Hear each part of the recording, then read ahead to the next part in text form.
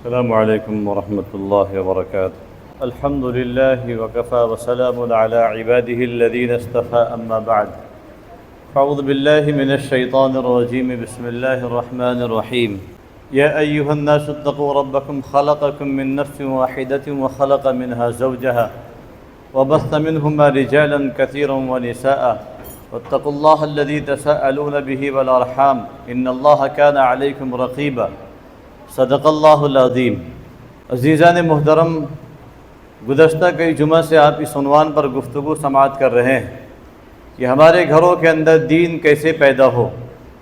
اسی عنوان کے موضوع کے تحت گزشتہ جمعہ کے اندر میں نے ایک بات بتائی تھی کہ اپنے گھروں کے اندر سکون پیدا کرنے کے لیے، چین پیدا کرنے کے لیے، امن پیدا کرنے کے لیے، گھر میں برکت پیدا کرنے کے لیے 7 چیزیں لازم ہیں۔ 7 چیزوں کو اگر کسی انسان نے اپنی زندگی میں داخل کر لیا اور ان 7 چیزوں کے مطابق اس نے اپنی زندگی، گھریلو زندگی گزاری تو اس کی زندگی میں خوشحالی ہی ہوگی، برکت ہی ہوگی، سکون ہی ہوگا، اور اس کے گھر میں بھی وہی چیز پیدا ہوگی۔ اس 7 چیزوں میں سے پہلی چیز تھی دعا۔ یاد ہوگا گزشتہ جمعہ میں جو لوگ رہے ہوں گے کہ دعا کے متعلق میں نے گزشتہ جمعہ میں بات کیا تھا۔ دوسری چیز تھی تقوی، تیسری چیز ہے صبر، چوتھی چیز شکر، اور 5ویں چیز خدمت، 6ٹھی چیز تربیت، 7ویں چیز زبان پر قابو۔ ان 7 چیزوں میں سے پہلی چیز کے عنوان پر میں نے گزشتہ جمعہ میں آپ کے سامنے بات رکھی تھی کہ دعا کے متعلق، کہ ہمیں اپنے گھر کے متعلق، اپنی زندگی کے متعلق، اپنے بچوں اور اولادوں کے متعلق ہمیشہ اللہ تعالیٰ سے دعا کرتے رہنا چاہیے۔ اللہ تعالیٰ سے دعا ہے کہ اللہ تعالیٰ مجھے سب سے پہلے اس پر عمل کرنے والا بنائے، اور آپ سب کو بھی اللہ تعالیٰ اس پر عمل کرنے کی توفیق عطا فرمائے۔ دوسری چیز ہے تقوی، یعنی گھریلو زندگی کے اندر سکون پیدا کرنے کے لیے، گھروں میں جھگڑے نہ ہو، لڑائیاں نہ ہو، وہ دوسری چیز ہے تقوی۔ تقوی کہتے کس کو ہیں؟ تقوی کہتے ہیں اللہ تعالیٰ کے ڈر اور خوف کو اپنے دل میں پیدا کرنا، اللہ تعالیٰ کے احکام کے مطابق اپنی زندگی کو گزارنا۔ آدمی کہتا ہے نا کہ بھائی بڑے متقی ہیں، پرہیزگار ہیں، تقوی والے ہیں، یہ اسی کا نام تقوی ہے۔ تو گھریلو زندگی کے اندر سکون پیدا کرنے کے لیے تقوی ہونا ضروری ہے۔ اس لیے جب ایک انسان جب اس دنیا میں آتا ہے، پیدا ہوتا ہے، پیدا ہونے کے بعد ایک عمر اس کی ایسی پہنچ جاتی ہے، اس کو ازدواجی زندگی کے بندھن میں باندھا جاتا ہے۔ اس کا رشتہ ہوتا ہے، شادی ہوتی ہے، ماں باپ طے کرتے ہیں، بارات جاتی ہے، سارے جتنے بھی ضروریات کی چیزیں ہیں دنیا کے اندر وہ تمام کی تمام وہ انسان کرتا ہے۔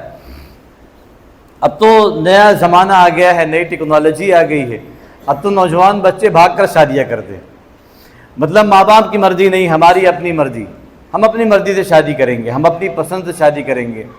میری زندگی کا اب تک کا تجربہ یہ ہے کہ جن لڑکوں نے یا لڑکیوں نے اب تک میری زندگی کا تجربہ ہے کہ جنہوں نے اپنی من پسند کی شادی کیا، الا ماشاءاللہ کوئی ہوگا،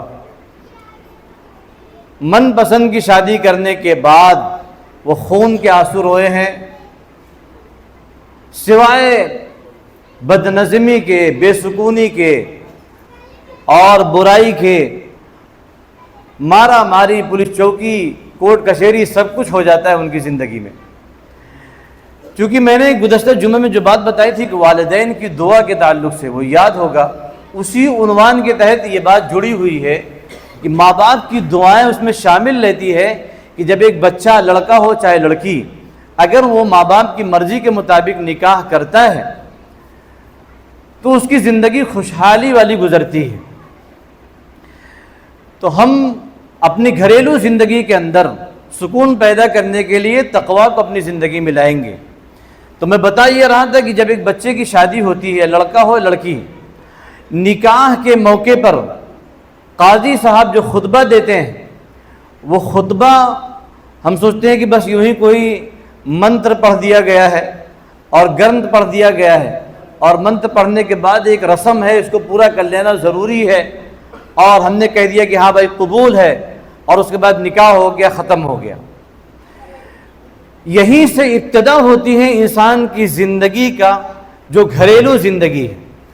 انسان جب ایک قاضی کے سامنے نکاح پڑھانے کے لیے بیٹھتا ہے، ماں باپ یہ بات سنیں اور وہ نوجوان بھی سنیں جنہوں نے نکاح کا ارادہ کیا ہے یا نکاح ہوگا انشاءاللہ ان کا، کہ نکاح کے متعلق جو خطبہ پڑھا جاتا ہے اس خطبے کے اندر جو آیتیں پڑھی جاتی ہیں، قرآن کریم کی آیتیں اور حدیث پاک کا مفہوم، وہ تمام کے تمام مفہوم و قرآن کریم کی آیت جس میں قاضی نکاح کے خطبے میں پڑھتا ہے، اس وقت میں اس میں جو سبق اس کو دیا جاتا ہے اور اس کو جو میسج دیا جاتا ہے اور جو اس کو پڑھایا بتایا جاتا ہے، سنایا جاتا ہے، حاضرین مجلس کو بھی اور نکاح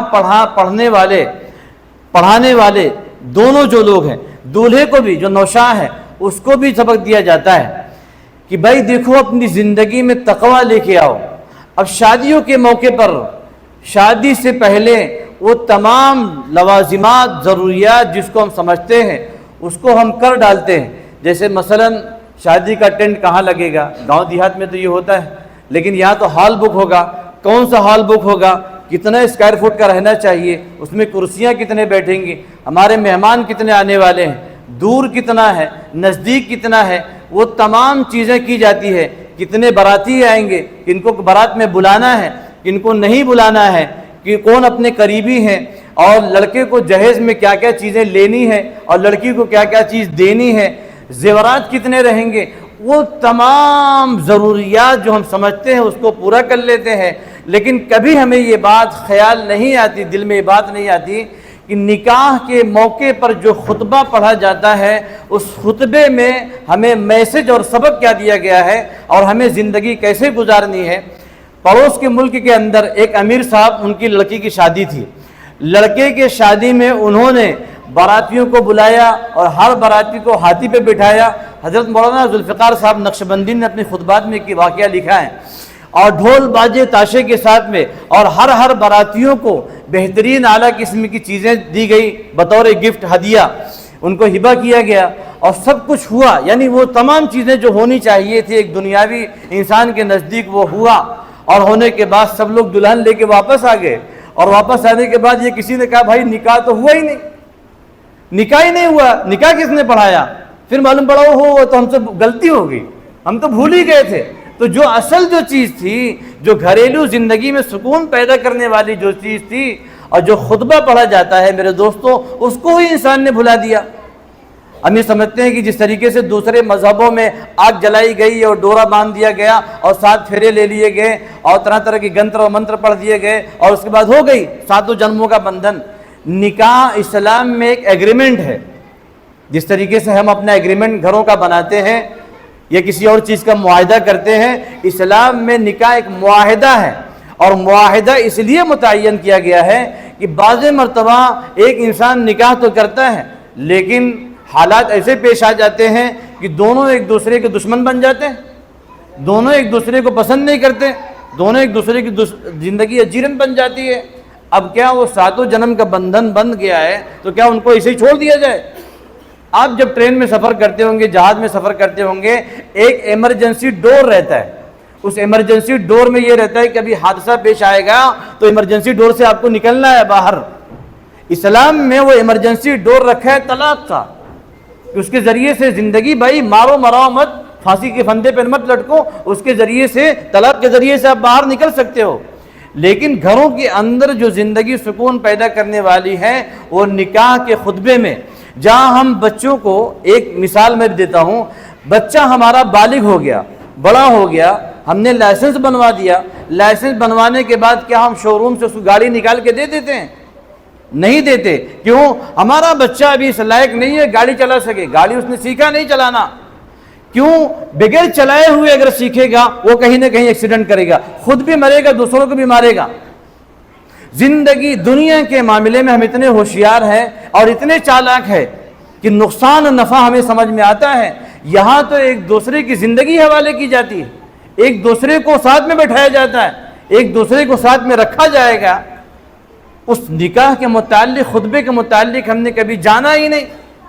ہونا تو یہ چاہیے کہ اگر ہم پڑھے لکھے ہوں اور ہم کو قرآن کریم کی آیت آتی ہو تو ہم اپنے بچی کو اور بچے کو بیٹھائیں جس کا نکاح ہونے والا ہے، نکاح کے خطبے میں میرے بیٹے یا میری بیٹی یہ پڑھا جائے گا، اور اس میں اللہ تعالیٰ تمہیں اس نکاح کے موقع پر یہ میسج اور پیغام دے رہا ہے کہ تمہیں اپنے گھریلو زندگی یہیں سے شروع کرنی ہے، لہذا پہلا ٹریننگ یہ ہے، پہلا سبق یہ ہے، اس کو سیکھ لو۔ میرے دوستوں، میں سمجھتا ہوں کہ اگر نوجوان لڑکے اور لڑکیوں کو نکاح سے پہلے جہاں جوڑے ہم خرید کے لاتے ہیں اور بیوٹی پارلر میں لے جا کے ان کو ڈیزائن کرواتے ہیں اور شادی کے مہنگے مہنگے کپڑے خریدواتے ہیں اور جوتے اور دنیا بھر کی ضروریات، بھائی یہ چیزیں شادی کے لیے ضروری ہے، وہیں ہم آج یہ طے کریں کہ ہم اپنے بچے کا نکاح سے پہلے ہونے والے خطبے کو، اس کی زندگی میں اس کے سبق کو ہم پڑھوائیں گے۔ اگر ہم نہیں پڑھا سکتے تو کم سے کم امام صاحب کے پاس لے کے آئے اور جہاں نکاح پڑھوا رہے ہیں ان سے کہیں کہ 2 الفاظ ہمیں سمجھا دے اس خطبے کے متعلق جو ابھی آپ نکاح سے پہلے پڑھیں گے، اس سبق کو ہمیں دے دیں، بتا دیں۔ بہت سارے ایسے لوگ ہیں جو نکاح پڑھاتے ہیں اس سے پہلے خطبہ باقاعدہ دیتے ہیں۔ میری بھی عادت ہے، میں کہیں بھی نکاح پڑھاتا ہوں تو ضرور 2-4 بات کرتا ہوں۔ ہاں کہیں تاخیر ہو جائے، کہیں لیٹ ہو جائے تو الگ بات ہے، بھائی نکاح پڑھا کے جلدی، چونکہ بعض مرتبہ اتنی تاخیر ہو جاتی ہے یا تو بھائی نکاح ہو سکتا ہے تو کھانا ہی ہو سکتا ہے، شادی حال والوں کا بھی ٹائمنگ متعین رہتا ہے۔ یہ طے کریں گے انشاءاللہ نکاح سے پہلے ہم 2 دن پہلے اپنے محلے کے امام صاحب کے پاس اپنے بچے کو، اپنی بچی کو لے کے آئیں گے، کسی عالمہ کے پاس اپنی بچی کو لے کے جائیں، نکاح کے خطبے کو، اس کے آیت کو، اس کے ترجمے کو، اس کے مفہوم کو اس کو سمجھوائیں کہ اللہ تعالیٰ دیکھو ہمیں یہ پیغام دے رہا ہے۔ بھائی یہ اوپر بچوں کو جو شور کریں ان کو چپ کرائیں، نہیں تو ان کو باہر بیٹھائیں۔ ایسا لگ رہا ہے وہ الگ ہی مجلس چل رہی ہے، الگ ہی بیان چل رہا ہے۔ بچوں کو سب پیچھے کر لے، سارے جتنے بچے پیچھے کریں ان کو، بڑے لوگ، بڑے حضرات آگے بیٹھے، بیٹھ جائیں، میں صحیح کرا لیتا ہوں۔ مناب بھائی، روب بھائی آپ بیٹھ جائیں۔ بھائی جو بڑے حضرات ہیں آگے آ جائیں، اوپر والے سے بڑے حضرات ہیں، بچوں کو پیچھے کریں۔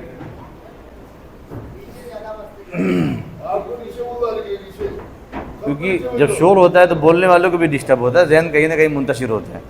تو کہہ رہا تھا کہ میں نکاح کے متعلق کہ جب ہم بچے کا اپنا نکاح کریں گے تو انشاءاللہ ہم خطبے کا، اس کا مفہوم بچے کو یاد کرائیں گے، یہیں سے ہماری تقوی والی زندگی شروع ہوگی۔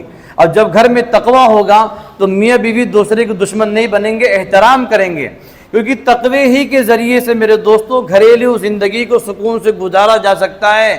اور میاں بیوی کے رشتے میں سب سے اہم اور بنیادی چیز ہے وہ ہے اعتماد۔ شوہر بیوی کے اوپر اعتماد کرے اور بیوی شوہر کے اوپر اعتماد کرے۔ جن میاں بیوی کے درمیان اعتماد ہوتا ہے ان رشتوں کی مضبوطی اتنی زیادہ ہوتی ہے، گہرائی جو اس کی جڑ ہے اتنی زیادہ مضبوط ہوتی ہے۔ ظاہر سی بات ہے کہ جب شوہر باہر نکلے گا اپنی بیوی کے اوپر اتنا اعتماد کر رہا ہے کہ میری بیوی پاک دامن ہے، میرے بغیر یعنی میری غیر موجودگی میں وہ کوئی خیانت نہیں کرے گی، اس کو اطمینان رہے گا اپنی بیوی۔ اسی طریقے سے بیوی کو اعتماد رہے گا کہ میرا شوہر باہر گیا ہوا ہے، وہ کچھ غلط نہیں کرے گا، بیوی بھی گھر میں سکون میں رہے گی۔ اور یہ سکون یا اعتماد تقوی ہی سے آ سکتا ہے، تقوی کے بغیر نہیں آ سکتا۔ تو میرے دوستو گھر میں سکون پیدا کرنے کے لیے دوسری اہم بنیادی چیز ہے وہ ہے تقوی، اللہ کا ڈر اور خوف۔ حضرت حسن بصری رحمۃ اللہ علیہ، ان کے پاس ان کے مریدین میں سے، ان کی مجلس حضرت کی بہت لگتی تھی، بہت بڑے اللہ والے گزرے ہیں، ان کے مریدین میں سے کسی نے آگے کہا حضرت میں اپنی بچی کا نکاح کرنا چاہتا ہوں، میں کس سے کروں؟ انہوں نے کہا کہ اس آدمی سے کرنا جو آدمی اللہ سے ڈرنے والا، تقوی والا ہو، اللہ سے خوف رکھنے والا ہو، متقی آدمی سے کرنا۔ اس لیے کہ اگر تیری بیٹی اس کو پسند آ جائے گی تو بہت اچھی بات ہے، نہیں پسند آئے گی متقی ہونے کی وجہ سے، تقوی والا ہونے کی وجہ سے اس کے اوپر کبھی ظلم نہیں کرے گا۔ یہ وہ حسن بصری رحمۃ اللہ علیہ نے ایک اصول بتایا، تو وہ اصول اسی آیت کے تحت جڑا ہوا ہے۔ قرآن کریم کی جب آیت خطیب پڑھتا ہے، قاضی پڑھتا ہے، ان تمام آیتوں میں یہی سبق میسج دیا جاتا ہے، اللہ سے ڈرو، اللہ کا ڈر اپنے دل میں پیدا کرو، خوف پیدا کرو۔ جب انسان ڈر اور خوف پیدا کرے گا، ظاہر سی بات اگر بیوی کالی بھی رہے گی یا ایک آدھ عادت اس کو پسند نہیں آئے گی، وہ ظلم نہیں کرے گا، ظلم سے وہ بچے گا۔ اسی طریقے سے جس لڑکی سے اس کا نکاح وابستہ کیا جا رہا ہے، وہ لڑکی اگر اس کو لڑکی کو لڑکا نہیں پسند آیا، اللہ کے ڈر و خوف سے لڑکی بھی اس کے اوپر ظلم نہیں کرے گی۔ جیسے کہ آج کے حالات میں دیکھ لیں، شادی ہونے کے بعد بعض علاقے میں ابھی تو الحمدللہ شریعت اسلامیہ کے ماننے والوں میں یہ واقعہ نہیں سننے میں آیا، لیکن غیروں کی قوموں میں یہ واقعہ سننے میں آیا، لیکن بہت زیادہ فرق بھی نہیں رہ گیا ہے کہ شادی ہو گئی، کر دیا لوگوں نے، معلوم پڑا تعلق کہیں اور ہے، لگاؤ کہیں اور ہے، اس کو کاٹ کے ڈرم میں ڈال دیا گیا، پہاڑوں سے دھکا دے دیا گیا۔ تو ایک دوسرے کی زندگی کے دشمن بننے کے بجائے ایک انسان کو اگر یہ سبق پڑھا دیا جائے تم اللہ سے ڈرو، تو یہ انسان کبھی وہ قدم نہیں اٹھائے گا، کبھی وہ یہ حرکت نہیں کرے گا۔ تو تیسری چیز ہے میرے دوستوں صبر، جو گھر کے اندر سکون پیدا کرنے کے لیے ہے، انسان صبر کرے۔ کہ گھر میں کچھ ناچاقیاں ہو جاتی ہیں، کچھ ایسی باتیں ہو جاتی ہیں جس کی وجہ سے انسان بے صبرہ ہو جاتا ہے۔ مومن کی صفت میں سے ہے یہ چیز کہ انسان صبر کرے۔ صبر تیسری چیز، چوتھی چیز ہے وہ شکر ہے۔ صبر کرنے والا بھی جنت میں جاتا ہے، شکر کرنے والا بھی جنت میں جاتا ہے۔ حضرت مولانا ذوالفقار صاحب نقشبندی نے اپنے واقعے میں کتاب میں ایک واقعہ لکھا ہے، دو میاں بیوی تھے، ایک کا رنگ تھوڑا ڈارک تھا یعنی کالے تھے، اور ایک کا بہت اچھا خوبصورت رنگ تھا۔ تو دونوں ایک دوسرے کے کہنے لگے دیکھ کے کہ ہم دونوں جنتی ہیں۔ تو انہوں نے کہا کیسے؟ کہا کہ دیکھو میں آپ کو دیکھتی ہوں تو آپ چونکہ رنگ میں کالے ہو تو میں صبر کرتی ہوں، اور میں چونکہ خوبصورت ہوں آپ مجھے دیکھتے ہو شکر ادا کرتے ہو، تو صبر کرنے والا بھی جنتی اور شکر ادا کرنے والا بھی جنتی ہے۔ تو یہ وہ چیز کہاں ہوگی؟ جہاں تقویٰ ہوگا۔ تو انسان اپنے گھر کے اندر صبر بھی کرے اور شکر بھی ادا کرے۔ تو شکر اس معنی میں ہے کہ والدین ہیں، ہمیں بڑا کیا انہوں نے پال پوس کر، ہم بعض مرتبہ یہ کہہ رہے تھے ہمارے لیے ماں باپ نے کیا یہ ناشکری ہے۔ جس گھر میں میرے دوستوں ناشکری آتی ہے اس گھر میں بے چینی اور بے قراری آتی ہے، اس گھر میں نابرکتی آتی ہے۔ اس لیے ہمیشہ انسان شکر ادا کرے۔ کس بات پر شکر ادا کریں؟ کہ اللہ تعالیٰ نے مجھے رہنے کے لیے گھر دیا ہے، مجھے سونے کے لیے پنکھا دیا ہے، بستر دیا ہے، آرام سے میں اپنے گھر میں رہ رہا ہوں۔ یہ شکر ادا کرنا انسان کی نعمتوں میں اور اضافہ کرنا ہے۔ ہر حال میں انسان شکر ادا کرے۔ کبھی یہ نہ کہے، کوشش دل میں نہ خیال ہے میں کرائے کے مکان پہ رہتا ہوں، ارے میرا خود کا اپنا مکان نہیں۔ جیسا بھی مکان اللہ نے آپ کو دیا ہے، جھوپڑی میں آپ رہ رہے ہو تو بھی شکر ادا کرے۔ اس لیے کہ بعض مرتبہ انسان کو اللہ تعالیٰ ایسے حالات میں ڈالتے ہیں، انسان سوچتا ہے یار پہلے جو میرے حالات تھے وہ اچھے تھے۔ دو بھائی تھے آپس میں پیدا ہوئے، جڑے ہوئے تھے ایک دوسرے میں، اور جڑنے کی وجہ سے دونوں بھائی کہتے تھے ہماری بھی کوئی زندگی۔ ظاہر سی بات آپ سوچیں، ایک انسان دوسرے انسان سے جڑا ہوا ہو، ٹوائلٹ میں جاتا ہو تو وہاں ساتھ میں جانا ہے، کچھ کرنا ہو تو وہاں ساتھ میں جانا ہے، ساری ضروریات اس کے ساتھ ایک دوسرے میں نہیں کرنے کا من کرتا تو بھی جانا ہے۔ تو ایک بھائی کا مزاج دینداری والا، دوسرے بھائی کا تھوڑا سا ویسا مزاج۔ تو دینداری والا جو مزاج والا بھائی تھا اپنے بھائی سے کہتا کہ بھائی ہر حال میں اللہ کا شکر ادا کرو، اس سے بھی برے حالات اللہ پاک لا سکتے ہیں۔ وہ کہنے لگا اس سے برے حالات اور کیا آ سکتے ہیں؟ تیرا دل چاہتا ہے میرا دل نہیں چاہتا، میرا دل چاہتا ہے وہ تیرا دل نہیں چاہتا، اس سے برے اور کیا حالات آئیں گے؟ کہ آ سکتے ہیں، اللہ ڈال سکتا ہے۔ ہوا یہ کہ وہ بھائی جو تھوڑا دیندار مزاج کا تھا اس کا انتقال ہو گیا، اور انتقال ہونے کے بعد اب ایک بھائی زندہ ہے اور ایک بھائی مرا ہوا ہے۔ اپنے مرے ہوئے بھائی کو اس کے پیٹھ پر لے کے چل رہا ہے۔ ڈاکٹر نے کہا اگر اس کو الگ کیا جائے گا تو یہ بھی مر جائے گا، جب تک اس کی زندگی ہے دونوں کو ساتھ میں رہنا پڑے گا۔ تب اس کو اپنے بھائی کی وہ بات یاد آئی کہ اللہ تعالیٰ اس سے بھی برے حالات لا سکتے ہیں انسان کے اوپر۔ اس لیے انسان کو چاہیے کہ ہمیشہ یہ خیال رکھیں کہ اللہ تعالیٰ کب حالات کو بدلیں گے، کیسے حالات کو پلٹ دیں گے، اللہ بہتر جانتا ہے۔ اس لیے ہمارا کام یہ ہے کہ جیسے قرآن کریم میں کہا کہ اللہ تعالیٰ نے کہ تم میرا شکر ادا کرو، اگر میری ناشکری کرو گے اور میری نعمتوں کا انکار کرو گے اور دل میں گھٹن پیدا کرو گے تو میں اور زیادہ تمہیں عذاب میں مبتلا کر دوں گا اور اپنی نعمتوں کو چھین لوں گا۔ اس لیے ہمیشہ اللہ تعالیٰ کا شکر ادا کریں۔ تو کتنی چیزیں ہوئی؟ پہلی چیز دعا، دوسری چیز تقویٰ، تیسری چیز صبر، چوتھی چیز شکر۔ یہ چار چیزیں ہو گئی ہے جو گھریلو زندگی کو سکون بنانے کے لیے، گھر کے اندر امن پیدا کرنے کے لیے، گھر کی زندگی کو اچھا بنانے کے لیے یہ چار چیزیں۔ بقیہ جو چیزیں ہیں وہ انشاءاللہ میں آئندہ جمعہ عرض کر دوں گا۔ اللہ تعالیٰ سے دعا ہے کہ اللہ تعالیٰ ہمیں عمل کرنے کی توفیق عطا فرمائے۔ وآخر دعوانا الحمد للہ رب العالمین۔